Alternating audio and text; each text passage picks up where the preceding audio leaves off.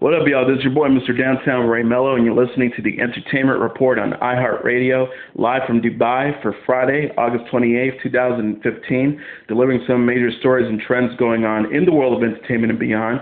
You can follow the show on Facebook or on Twitter, facebook.com/The Entertainment Report with Ray Mello, that's RAYMELO, or on Twitter at The Enter Report. You can listen to the show anytime you want on iHeartRadio. Just go to iHeart.com or your iHeart app, search for The Entertainment Report, and it'll take you to the page.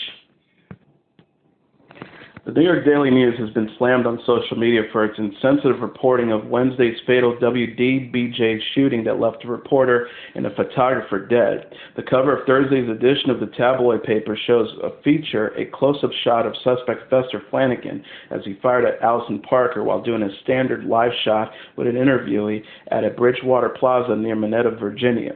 3 parallel photos from the point of view of the killer reveal Parker's horrified expression as the gun fires, with the headline "Executed on Live TV" wrapping around the shocking images. The graphic reenactment quickly sparked outrage on social media, with people voicing their disgust and threatening to boycott the paper. One Twitter user wrote, "Was so stunningly ugly about the New York Daily News front pages that it's the image the shooter wants us to see." Another tweeted, "Absolutely appalled they're putting this out, all of this for an extra $1. Sickening how the front page of the New York Daily News tomatoes choose that as a cover, then this #WDBJ was a further person's judgment."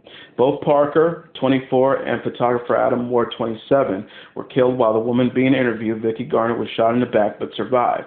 Flanagan, the suspect in the shooting and a former colleague of the 2 journalists, died later Wednesday of a self-inflicted gunshot wound after leading police on a car chase, authorities said. The screen grabs on the Daily News' front page are taken from video posted on a Twitter account under the name Bryce Williams, a pseudonym Flanagan uses an on-air anchor, which showed someone walking up to the WDBJ news crew and pointing a gun at them. Another tweet said, "I filmed the shooting." The Facebook and Twitter account have since been suspended. The video shows the gunman approaching Parker and Ward as Parker conducted a routine interview for a local story. The shooter appears to take his time, aiming the gun, presenting it, and then withdrawing it before composing the angle of his video and firing at the reporter. Flanagan faxed a 23-page manifesto to ABC News on that morning in which he hinted at his plans and their motivation. It said, "What sent me over the top was the church shooting, and my hollow point bullets had the victim's initials on them." The former reporter had a history of anger issues and was fired from the station in February 2013 and was reportedly escorted out of the newsroom by security. And in a related story, Fox News led all cable news networks in primetime Wednesday in the wake of the WDBJ shooting in Virginia. In the 8:11 p.m. block, the network drew 2.6 million total viewers and 626,000 viewers ages 25 to 54, the key demo for television network according to Nielsen ratings. In both categories, those numbers were enough to exceed the combined viewership of rivals MSNBC and CNN. The former averaged 849,000 total viewers, while the latter averaged 736,000.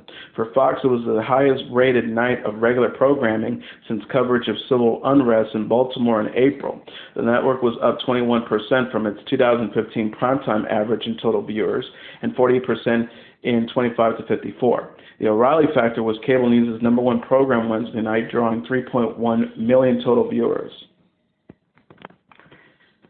The Academy of Motion Picture Arts and Sciences will bestow honorary awards this year on actress Gena Rowlands and writer-director Spike Lee, and will present its Jean Herschel Humanitarian Award to Debbie Reynolds. The awards were voted on Tuesday night at a meeting at the Academy's Board of Governors and will be presented at the 7th Annual Governors Award, scheduled to take place November 14th at the Grand Ballroom at Hollywood and Highland. Honorary awards are given each year for lifetime achievements, exceptional contributions to motion picture arts and science, and outstanding service to the Academy. Rowlands has been nominated twice for Best Actress in a Leading Role, for 1974's A Woman Under the Influence and 1980's Gloria, both of which were directed by her late husband, John Cassavetes. Having begun her career on the New York stage and in live television in the 50s, she's appeared in more than 40 feature films that have included Minnie and Moskowitz, Hope Floats, and The Notebook. Academy President Cheryl Boone Isaac, who called each of the recipients to break the news before it was publicly announced, reached Rowlands first and reports, "I think she was a little surprised and very thrilled and honored. She said, I made her day. I think she's fabulous." Spike Lee, who has received 2 Oscar nominations, an original screenplay nom for 1989's Do the Right Thing, and a documentary feature nom for 1997's Four Little Girls, began his career as one of the original voices that ushered in the independent film wave of the 80s. His directing credits range from She Gotta Have It, School Days, and Do the Right Thing to such features as He Got Game, 25th Hour, and Miracle at Santa Ana. He currently serves as an artistic director at the Graduate Film Program at New York University. Lee was really jazzed and very honored, Boone Isaac said. Wanted to make it clear to him that his impact on the indie world has been remarkable and has been steadfast over all these decades. That kept him alive and vibrant for all that time, and the impact he's had on young filmmakers can't be denied. He's had a great career and made some iconic films at full length. While Reynolds has had a prolific film career, she starred in the classic Singing in the Rain and has earned 1 Oscar nomination as Best Actress for 1964's The Unsinkable Molly Brown. The Academy is honoring her for her philanthropic activities. She was a founding member of the Stallions, a charitable organization created by Hollywood entertainers to promote the awareness of treatment of mental illness, and was that group's president almost continuously from 1957 to 2011. Over the years, the Stallions' fundraising efforts contributed millions to the Mental Health Center at Cedars-Sinai, to the UCLA's Operation Men, which helps military veterans. Observed Boone Isaac, she said, Debbie is such a world-famous icon. When you go around the world and say you're from Hollywood, she's one of the names that always comes up. And yet she devoted so much of her time and energy to help others, especially those with issues of mental health problems. And that's why we have the Jean Herschel. Focus Features is moving up the release of Jesse Owens' biopic Race from April 8, 2016 to February 19th. Race, directed by Stephen Hopkins and starring Stephen James in the title role, is one of several films in the works chronicling the life of the famous track and field athlete. It is the first to have a release date and earned strong scores at a recent test screening. William Hurt, Jeremy Irons, Jason Sudeikis, and Clarice Van Houten also stars. Hopkins shot Race in Montreal and on location at the Olympic Stadium in Berlin, where Owens won his record-breaking 4 gold medals in 1936 and interfered with Adolf Hitler's plan to toot the superiority of the Aryan master race. Anthony Mackie is also clamoring to play Owens. His project has been set up at Relatively Media, but the producers are now shopping the film elsewhere in the wake of Relativity's filing for bankruptcy. A third Jesse Owens biopic, Triumph, is set at Disney. CBS has renewed the animated series American Dad from 20th Century Fox and Seth MacFarlane for 2 additional seasons. As part of the deal, encores of the comedy will air on sibling network Adult Swim. With the 44-episode pickup, the comedy will stretch through its 13th season, with 22 installments in both the 12th and 13th cycles. The renewal will keep Stan Smith's plan on TBS through 2018. This marks the second renewal for the series created by MacFarlane, Mike Barker, and Matt Weitzman at CBS. The series moved from Fox to TBS after its first 9 seasons. In November, TBS picked up the animated comedy for its 11th season, which will air on TBS and Adult Swim in early 2016. For TBS, the comedy ranks as basic cable's top scripted series on Mondays at 9 p.m. among adults 18 to 34 and comes in second in the slot of the key 18 to 49 demo. Overall, American Dad averaged 4 million total viewers per episode when factoring in repeats on Adult Swim and on-demand and digital stream. Deborah Bradley, Executive VP Network and Programming Opposition at Turner Broadcast, said American Dad has thrived since coming to TBS and Adult Swim, demonstrating the Turner portfolio's ability to build enduring hits through a combination of smart programming, savvy promotions, and extensive platforms. She also added, we're looking forward to keeping the crazy but loved Smith family around for a long time. The long-term renewal key for animated series that require extra time in their creative process comes as TBS plans to grow its original programming roster to 15 series over the next 2 years under TBS and TNT president Kevin Riley. The rebrand is set to begin in the 4th quarter with the launches of comedies Angie Tribeca and The Detour. Galaxy Quest is ready for its next adventure. The 1999 sci-fi cult hit movie has landed at Amazon for a TV follow-up, the Hollywood Reporter has confirmed. The movie-to-TV adaptation hails from Paramount Television and comes with the film's original behind-the-scenes staff attached. Scribe Robert Gordon will to write the TV version and executive produce with the film's director Dean Parasaud and producers Mark Johnson and Johnson's producing partner Melissa Bernstein. While the potential show is in early development, meaning there's no pilot, order, letter known, a full series pickup, it's unclear if any of the original stars, Tim Allen, Sigourney Weaver, Alan Rickman, Tony Shalhoub, Sam Rockwell, Daryl Mitchell, and Enrico Colonnati will return. Galaxy Quest is the latest movie to be adapted from the small screen. For the 2015-2016 broadcast season, ABC has Uncle Buck, CBS has Limitless and Rush Hour, and Fox has Minority Report. Paramount Television has been busy turning its film library into TV follow-ups, with School of Rock on Nickelodeon and USA Shooter, a pilot based on the Mark Wahlberg film. Entertainment Weekly first reported of the Galaxy Quest news. 1 billion people used Facebook on Monday, August 24th, a milestone for the social media company. CEO Mark Zuckerberg announced the achievement on his Facebook page Thursday, knowing that this means 1 in 7 people in the world, or about a third of people with access to the internet, uses the social media. He wrote, "This was the first time we reached this milestone, and it's just the beginning of connecting with the whole world. It's only a matter of time before the social network reached these traffic levels. Facebook doesn't typically break out a single day's traffic, instead averaging out daily and monthly traffic over the quarter. During the second quarter of this year, the company reported that an average daily active users had hit 968 million, while average monthly mobile active users hit 1.49 billion. A Hollywood costume depicting former Olympic and reality TV personality Caitlyn Jenner has sparked outrage on social media, with many expressing their distaste for the offering. A unisex costume being offered by Anytime Costumes recreates Jenner's look when she debuted as a woman on the cover of Vanity Fair in June, complete with shorts, a padded top, a wig, and a sash that reads, "Call me Caitlyn." Twitter blew with expressions of anger about the costume, with some call it disgraceful, hurtful, and transphobic. One Twitter user wrote, "Why would you produce a Halloween costume for a hashtag at Caitlyn_Jenner? That's basically saying trans is all a joke, as it's only fake." Another Twitter user wrote, "Why would anyone think a Caitlyn Jenner Halloween costume is a good idea?" While another wrote, "At Caitlyn_Jenner Halloween costume, mocking. The hashtag transgender community is degrading, disrespectful, and harmful. We are humans, not jokes." Another Twitter user wrote, "Caitlyn Jenner Halloween costume, time for me to backflip the fuck out of this society onto a rocket ship. I'm leaving for space. Goodbye." Another Twitter user wrote, "The Caitlyn Jenner Halloween costume is like a really bad idea." While another wrote, "Am I the only one who thinks that a Caitlyn Jenner-inspired Halloween costume is extremely insensitive? What the fuck is wrong with people?" Another tweeted, "I just saw an ad for Caitlyn Jenner's Halloween costume and I hate this planet."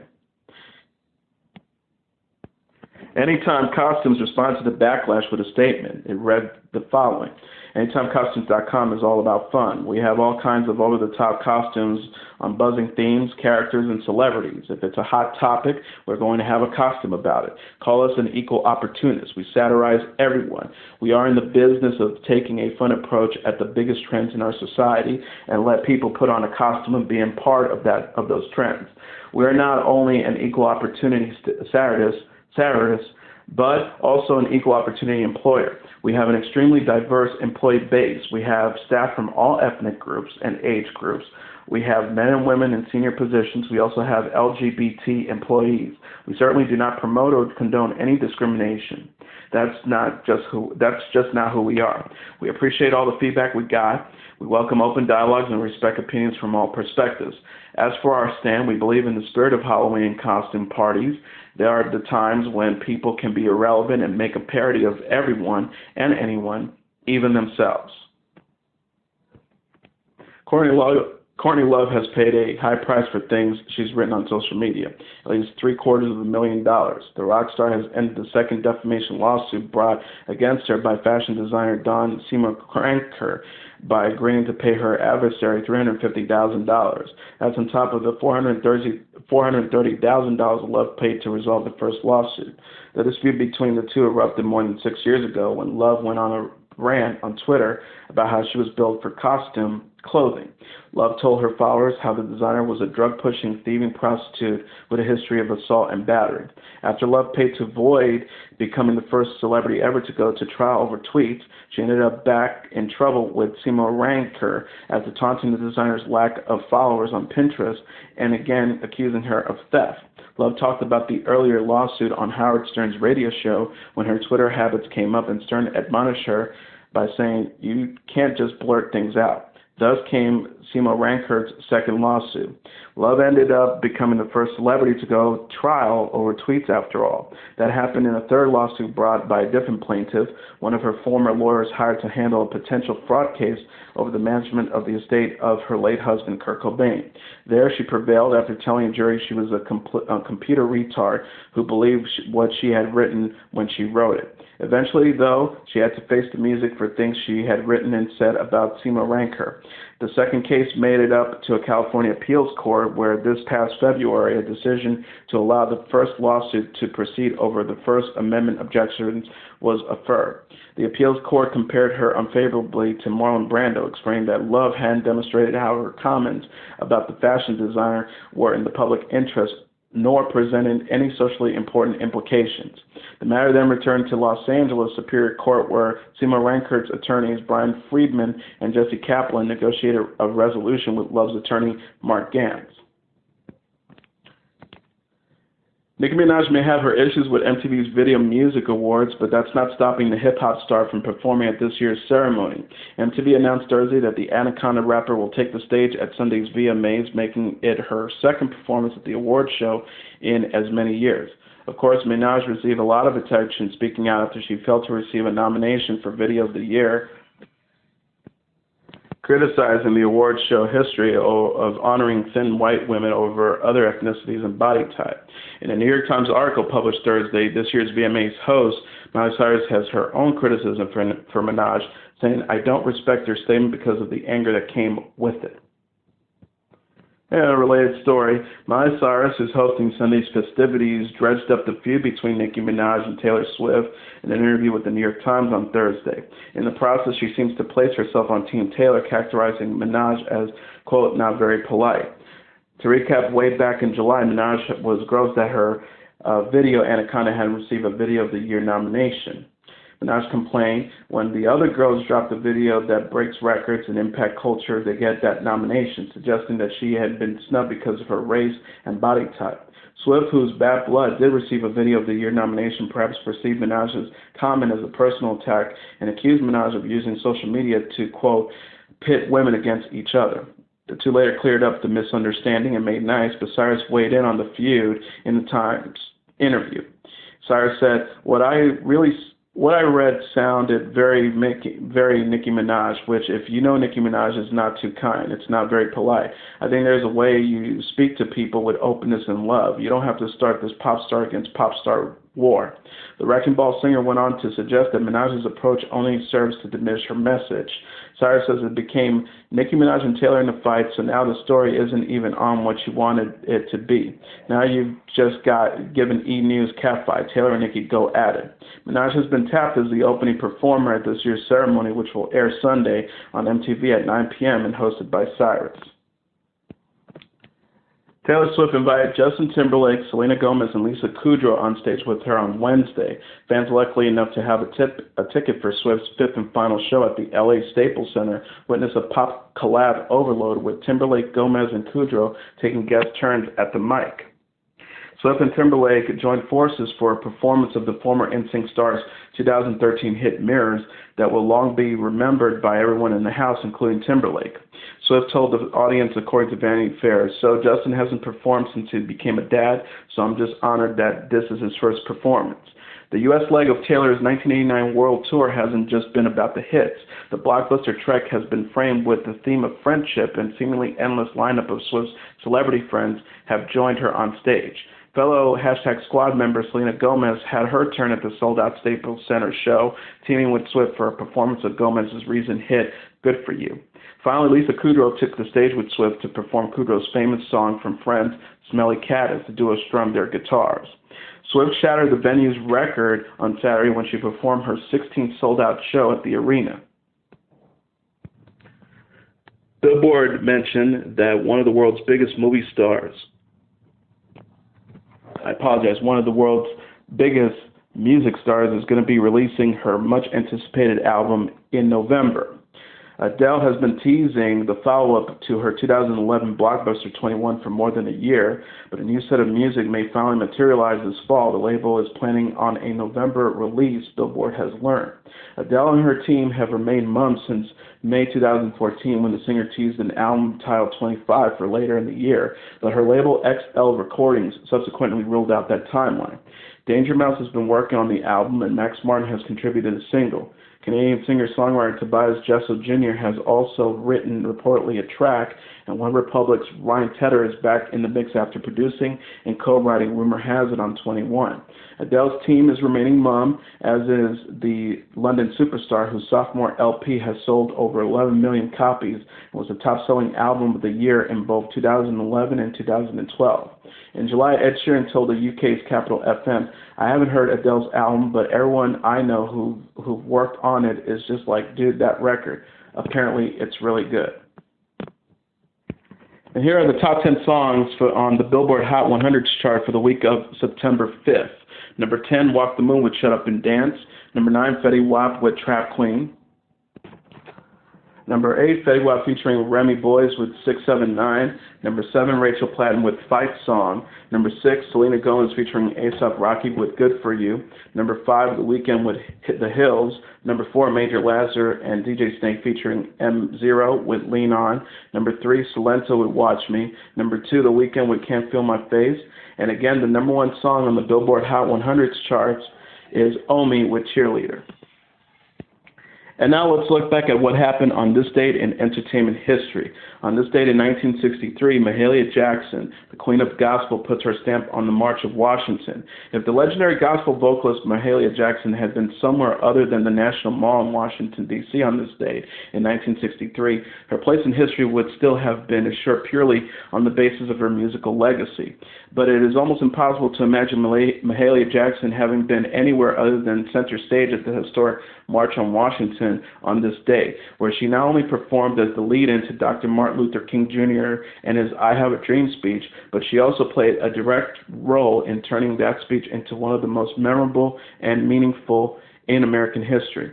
Already and internationally famous as the Queen of Gospel, when she was invited by the Reverend Ralph Abernathy, the director of the Southern Christian Leadership Conference, to appear, Mahalia was in support of the now famous boycott that launched the modern civil rights movement and made Rosa Parks a household name. It was in Alabama that Jackson first met and befriended the Reverend Dr. King, whom she would support throughout his career.